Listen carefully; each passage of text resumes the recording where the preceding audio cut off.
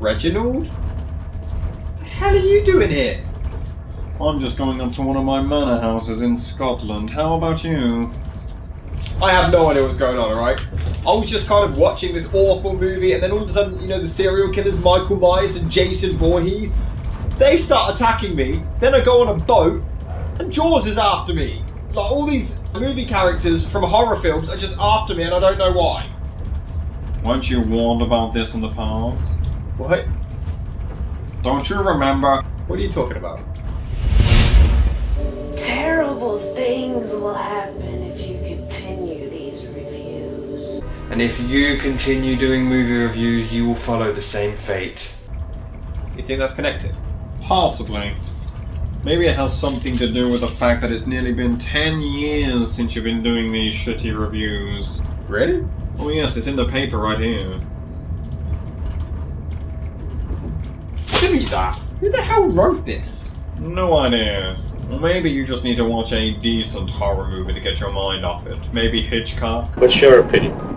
Strangers on the Train tells the story of Guy Haynes, played by Farley Granger, a famous tennis player whose wife has cheated on him, so he wants a divorce so he can be with his new lady, Anne, played by Ruth Roman, but unfortunately his wife refuses the divorce and causes nothing but problems. However, once on a train, he meets a man called Bruno, played by Robert Walker, not that one, Close enough. who comes across as a bit forward and friendly, but nothing too out of the ordinary at first. He does, however, joke about how much he hates his father and mentions him killing Guy's wife for him while he returns the favour by killing his father. You know, normal train conversation.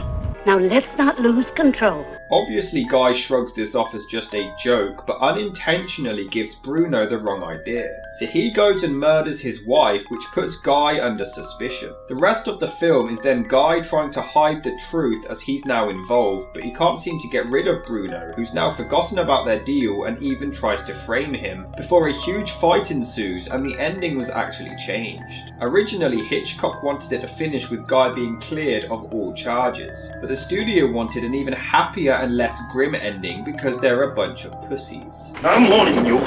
Legend Alfred Hitchcock did manage to gain the rights to the novel for a mere $7,500. It was the very first book of writer Patricia Highsmith, so it wasn't too expensive. Hitchcock did deceive her though, not revealing his name during the entire process, and when she found out it was huge director Alfred Hitchcock who bought the rights for such a low price, yeah, she was a little pissed off. During the writing process, Alfred was satisfied with the second script presented to him, where there was actually a homoerotic subtext which the book only hints at. Apparently some of these are actually kept in, but they were very careful with it so they could avoid censorship. Well, it must have been subtle because I didn't notice any of it. You crazy fool. Bruno was originally a raging alcoholic, but this was changed into a charming mummy's boy because Hitchcock apparently has a thing for those for some reason. However, the director wanted a popular writer to get the film more prestige, but it was turned down by 8 different writers, mainly because of the author's inexperience. Eventually, Raymond Chandler took on the role, who had previously earned an Oscar nomination for writing Double Indemnity, but he too thought there wasn't much story. Chandler was also extremely difficult to work with, and he and Hitchcock clashed. The director would love to meet up and just hang out for hours without even mentioning the film, while Chandler would be all business. He hated the meetups and thought they were a long dragged waste of time. He even called Hitchcock within earshot a fat bastard at one point and mocked him for struggling to climb out of his limousine. Stand up guy. I'm sorry. He did finish the first draft, but then wrote the second without even reporting to the director for any feedback, and when he finally did talk, he was dismissed entirely. They never worked together again. When Hitchcock found another writer, he literally threw Chandler's screenplays in the garbage, and didn't intend to use a single line of them, insisting on starting completely from scratch. He also wanted to forget everything from the book and tell their own story completely. But they were really pressed for time and only had less than 3 weeks before shooting was to begin. Despite all of this, Hitchcock and Chandler agreed that his name wouldn't be credited, but the studio forced them to include it, despite him contributing nothing to the final story. Makes sense? Sure thing. Despite the issues, Hitchcock was openly enthusiastic about the entire project, planning out everything perfectly and incredibly excited about absolutely every part of the process. Robert Burks received the film's only Academy Award nomination for its photography, but claimed that working with Hitchcock was the best time of his career, and claiming that you won't have any problem with the man as long as you just do your job. He was a perfectionist and just wouldn't settle for anything less. Although his daughter Patricia was in the movie and was terrified of heights, so he literally dared her to go on a Ferris wheel at the fairground for $100. And when she reached the very top, he turned all the lights and sounds off for a few seconds to scare her, traumatizing her completely. Okay, maybe he wasn't as great as I thought he was. Oh, and he also allegedly hated Ruth Roman and treated her like crap the entire time, often insulting her performance in front of the entire cast. Why, you maniac! Filming finally began and they managed to shoot background footage at the 1950 Davis Cup Finals between August the 25th and 27th, 1950 in New York. Hitchcock's enthusiasm wasn't unwarranted though. He pretty much half-assed his work in the 40s by his own admission and got little to no recognition until this project came along. The scene where Bruno murders Guy's wife, the shot was so iconic for its time, as we see it more through the perception of some glasses reflections. It's actually a shot studied in a lot of film classes to this day, and that's not even including the finale where a fight scene takes place on an out-of-control carousel. Strangers on a Train was released on June the 30th, 1951, earning $1.7 million worldwide, and originally received mixed reviews. Thanks. Weirdly, author of the novel Patricia Highsmith herself originally loved it, claiming that the character of Bruno held the movie together as much as he did in the book. But years later, although she maintained that statement, she suddenly hated Ruth Roman being cast as Anne, and hated Hitchcock's decision to change Guy, who was an architect in the book, into a tennis player. And also, he actually goes through with the murder of Bruno's father in the novel, which doesn't happen in the film. Because that would ruin the entire character, you silly bitch. I want to kill him. I do love how the film somehow makes these close-ups of people's legs so dramatic. How do they do that? The thing is, Bruno does come across creepy straight away, but not really in a serial killer way. Thanks very much, but I think I'll go to the dining car. Oh, waiter. Do you know if there are any vacant seats in the diner now? Not for about 20 minutes, I'm afraid, sir. You see, you'll have to lunch with me. He's that creepy friend who wants to invite himself to dinner even though nobody wants him there, and he just won't take no for an answer. But as the scene goes on, he's charming but quite normal. He'll say really disturbing things, but in the most calm and casual way possible. What is a life for two guys? Some people are better off dead. Like your wife and my father, for instance. But I'm sorry, I just have to draw the line at the misunderstanding. I mean, just watch this. Like, you do my murder, I do yours. We're coming into my station.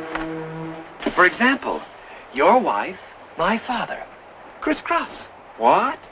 Oh, we do talk the same language, don't we? Well, sure, Bruno. We talk the same language.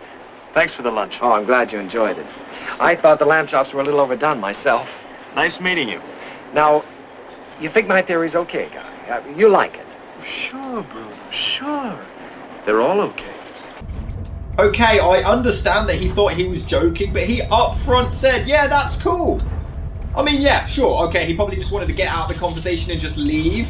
But come on, there's being oblivious and then there's just being stupid. And again, Hitchcock often uses the background more than the foreground, and they're really unique shots for their time. It builds the suspense really well. He calls Guy up and you're wondering if he'll actually go along with the plan. Was Bruno serious? Was he joking? You're on the edge of your seat wanting to know what happens next. The suspense is perfect. It's history. It's art. It's amazing. Pick 'em up. Bang, bang. My kind of guy. But look here, Bruno starts stalking Guy's wife, and she clearly acknowledges that she's noticed him following her, and she doesn't even do anything.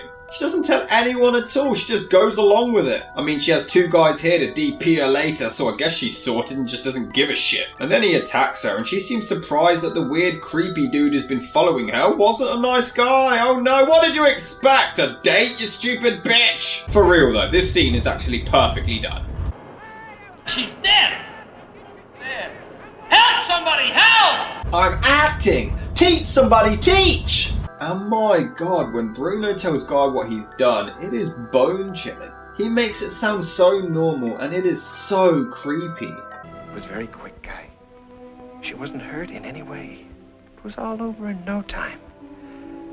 I knew you'd be surprised. And Guy, there's nothing for us to worry about. Nobody saw me. And he also makes a very good point. But Guy, you wanted it. We planned it on the train together, remember? He's right. Where are you going? Where do you think I'm going? I'm gonna call the police, of course. But you can't, Guy. We'd both be arrested for murder. I love that reaction. But I mean, he is right. They did agree on a murder. I mean, he's completely calm about having just performed murder. Oh, you must be tired, Guy. I know I am. I've had a strenuous evening. This dude is creepy as shit. And not long after, Guy is informed of the murder, and the suspense is insane. You're genuinely concerned, worried that he's going to be a suspect. You want him to not be framed for this. Anna. I still think it'd be wonderful to have a man love you so much he'd kill for you. But what the hell is wrong with you? Sicko? I would suggest, Guy, for your own peace of mind, of course, that you work here at the house for a few days. It would be less embarrassing for you. But then what about practicing? Oh, perhaps I better forget about Forest Hills. My dear boy, wouldn't it look rather awkward if you suddenly canceled all your plans? But you just told him to! You said just cancel your plans and go out, and he's like, okay, maybe I should cancel my plans. And then you're like, oh no, don't do that, it'll look awkward. What the fuck? But this shot is genuinely terrifying. Bruno just stares at him from a distance, and I think that's what makes this film scarier than most other horrors or thrillers. It's not supernatural. This isn't Michael or Jason or Freddy. It's a normal man. A creepy as hell normal man who acts perfectly casual, and that's so much scarier to me. He even sends him an entire map of his father's house. This is seriously disturbed. I've been a fan of yours for a long time, Mr. Haynes. In fact, I follow everything you do. Mr. Anthony has been telling us some charming stories. Very funny. Est-ce que vous connaissez l'histoire du croque-mort? His name's Anthony. He's not French. I love how seriously he takes that. His name's Anthony. He's not French. And he doesn't like jam on his toast.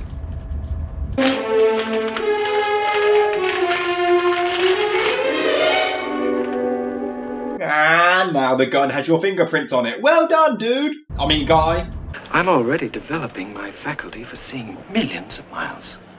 And Senator, can you imagine being able to smell a flower on the planet Mars? What on earth are you smoking, sir? One would very much like some. Oh, now surely, madam, you're not going to tell me that there hasn't been a time that you didn't want to dispose of someone? Your husband, for instance? Good heavens, no. Are you sure? Do you mean to tell me that there wasn't a tiny moment when you were made very angry? What did you say? There you are, you see? There you are. Now, you're going to do a murder. How are you going to do it? That's the fascinating part. Do you know what I love the most? It's that this dialogue is very, very real. People are fascinated by like murder and serial killers and things like that, so it doesn't come across as too forced. They're like segued in, and it just seems seamless and natural. Until he nearly kills the poor woman.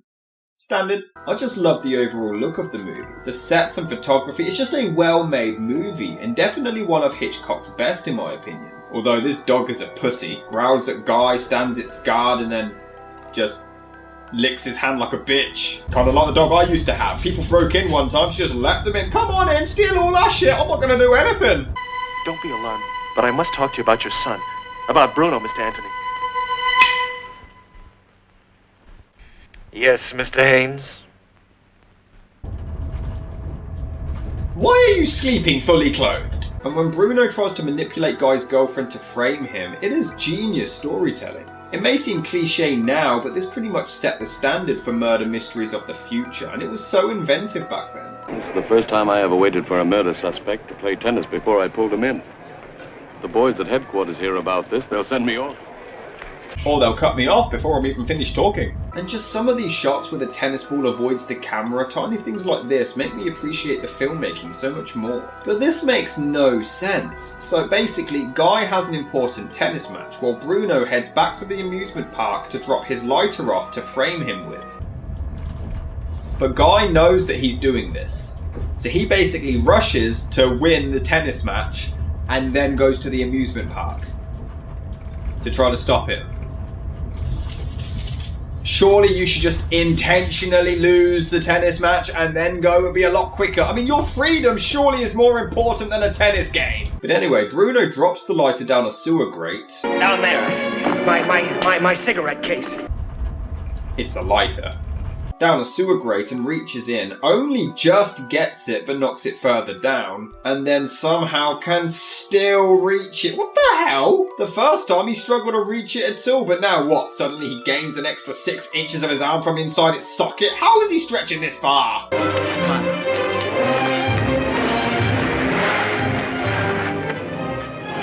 Excuse me, madam, I need your help. We're chasing a man. Really? How exciting. Who cares? She's a legend. Hold it! Hold it! Bruno! Hey, hold it! Yeah, let's just shoot at Bruno while he's surrounded by loads of innocent people on a public carousel. I also don't quite understand why the carousel breaks. It spins uncontrollably for like no reason. And how can nobody fix it? This old man crawls under it, which by the way was completely real. Hitchcock called it the most dangerous stunt he had ever filmed. And he said he would never do something like that again. One false movement and this guy would have died. You know, I'm sure that this whole thing is just some practical joke. But he takes forever, eventually reaches the other side and pulls a lever to turn it off, but we see it all around the carousel. It doesn't cover both sides, so why didn't he just walk around it to turn it off? This was completely pointless. Who cares? The fight on top of it is insane. Bruno even shoves a small boy who nearly falls to his death. Jesus Christ, the 50s were awesome. And this whole fight scene is so creative, even to today's standards, let alone the 50s. How the hell did Hitchcock manage to pull this off? Then these guys somehow say it was Bruno who did the killing and not Guy, but how would they know that? Nobody was around when it happened. Oh, who cares? I beg your pardon, but aren't you Guy Haines? Oh shit, not again, run away! Strangers on a Train is genuinely a masterpiece. It's genius storytelling, amazing suspense, memorable performances of terrific characters. It deserves its recognition as one of Hitchcock's finest pieces of work. See, now don't you feel a lot better? You know, I really do. It's just...